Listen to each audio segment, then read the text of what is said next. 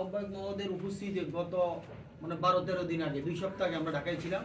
আমাদের উপস্থিতিতে বলছেন যে উনি একটা উদাহরণ দিয়েছেন, লালমোড়ে একজনকে ধরে নিয়ে গেছেন ডিভিয়েশন, বলছে যারা করবে কারে কিভাবে ধরে নিব এটা কিন্তু আমি জানি না, তোমরা এগুলোর মধ্যে শুনবা না, স্পষ্ট করে বলছে। আমরা বলছি না, আমরা এই ব্যাপারে স্পষ্ট আপনাদেরকে যেভাবে বলছি আপনারা সেইভাবেই আপনাদের মতো করে অনুসন্ধান চালাইতে, তবে ব্যক্তির দায় ব্যক্তিকে, আপনারা ব্যক্তির দায় কখনো দলের উপর দিবেন না।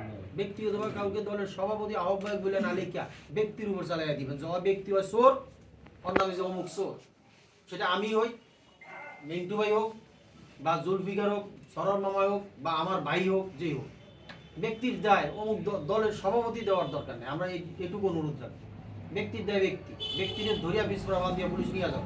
আমরা এই ব্যাপারে একেবারে সকলের উদ্দেশ্যে আমাদের বক্তব্য, সাংবাদিকদের উদ্দেশ্যে, আমাদের নেতা কর্মীদের উদ্দেশ্যে, আমিও ভুল করতে পারি, আমার ভুলের বিচার হবে, কিন্তু আমার ভুলের জন্য টোটাল দলের দায় নিবে না। আমরা স্পষ্ট করে শুধু একটা মনিরের ঘটনা, যে কোনো ঘটনার ক্ষেত্রে আমরা আমরা খুব সুন্দর পেয়েছি।